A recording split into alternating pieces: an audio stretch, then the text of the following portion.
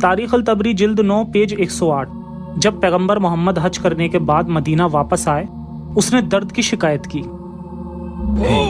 मोहम्मद के दर्द की शिकायत की खबर तेजी से फैलने लगी। आयशा, मुझे बहुत जोर से दर्द हो रहा है।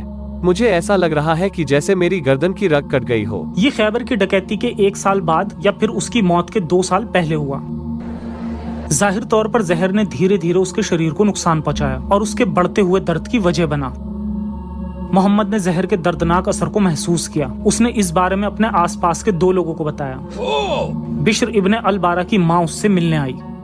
ओ रसूलुल्लाह, आपके साथ क्या हुआ? बिश की माँ, जो खाना मैंने तुम्हारे बेटे के साथ खैबर में खाया था, उसकी वजह से मुझे इस समय ऐसा महसूस हो रहा है कि जैसे मेरी गर्दन की रग कट गई है। ओ रसूलुल्लाह, मैंने कभी किसी में इस तरह का बुखार नहीं देखा। हमारा इम्तिहान दुगना है, इसी तरह जन्नत में हमारे इनामात दुगने हैं। लोग मेरी बीमारी के बारे में क्या बातें कर रहे हैं? ओ, वे कह रहे हैं कि ये प्लोरेसी है। अल्लाह अपने रसूल को प्लोरेसी से बीमार नहीं करना चाहेगा, क्योंकि यह बताता है कि यह शैतान का साया है। लेकिन मेरी बीमारी तो उस निवाले का नतीजा है जो कि मैंने तुम्हारे बेटे के साथ खाया था। इसने मेरी शहरग को काट दिया है। पैगंबर की सही होने की जद्दोजहद। मैं अल्लाह का रसूल हूँ। मैं अदने सी यहूदी औरत के हाथों नहीं मर सकता। यह बहुत ही शर्मनाक है। सुन्नन अबू दाऊद नंबर 4510। पैगंबर ने फरमाया था कि उसने मेमने का जो हिस्सा खाया था उसकी वजह से अपने कंधे पर काटा। अबू हिंद ने सींग और चाकू से जहर चूसने की कोशिश की। उम्मीद है कि यह आपके शरीर से जहर खींचकर बाहर निकाल देगा। ओह, मैं बहुत बीमार हूँ। सींग के चुस्कों से मोहम्मद को कोई फायदा नहीं हुआ।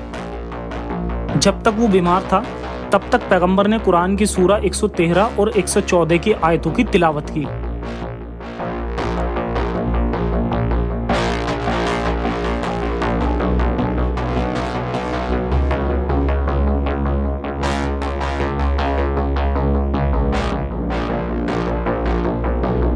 और तब उसने अपने चेहरे को रगड़ते हुए अपने शरीर पर दम किया। ये ठीक होने की एक कोशिश है।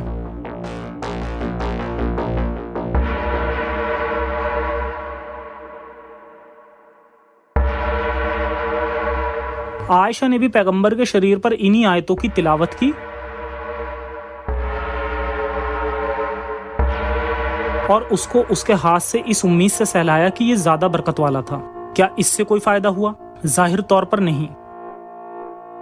यहाँ तक कि ये भी कहा जाता है कि पैगंबर के लिए जिब्राईल भी दुआओं में शामिल हुआ। जब अल्लाह के रसूल बीमार पड़े तो जिब्राईल ने यह कहते हुए उनके लिए दुआ की, अल्लाह के नाम पर आपको जो चोट पहुंची है उसको सही होने के लिए और आपको सभी नफरत भरी बुरी नजरों से बचाने के लिए मैं इबादत करता हूं और आपको अल्लाह सही कर देगा। क्या जिब्राईल की दुआ से कोई फायदा हुआ? जाहिर तौर पर नहीं।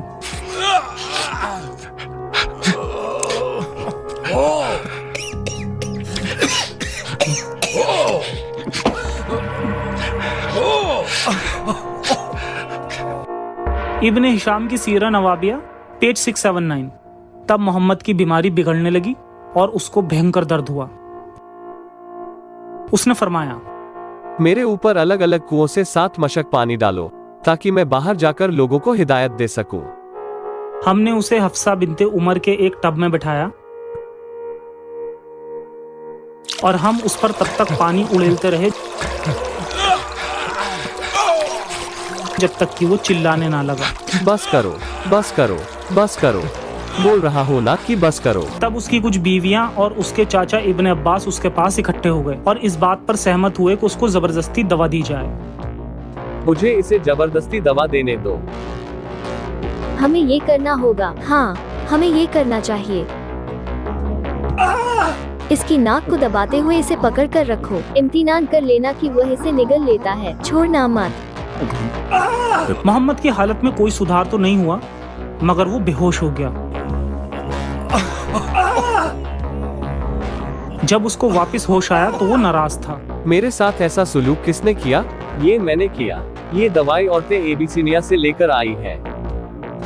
यही वो बीमारी है जिससे अल्लाह मुझे नहीं सताएगा।